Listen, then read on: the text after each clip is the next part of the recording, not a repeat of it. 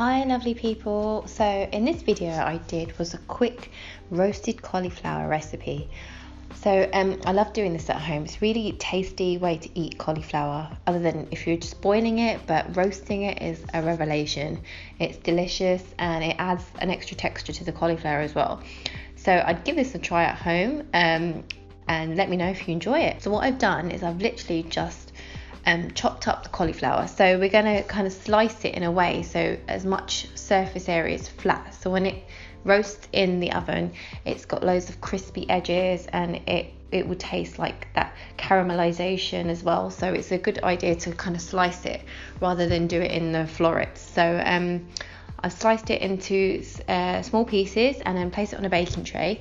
If you can, don't overcrowd the baking tray, so put it on 2 separate baking trays so they've got loads of space to caramelize. The sauce that I added, the marinade, is soy sauce. So soy sauce, it adds really great flavor, saltiness. I added that with some Chinese 5-spice. And then miso, so this is fresh miso that I got from an online supermarket.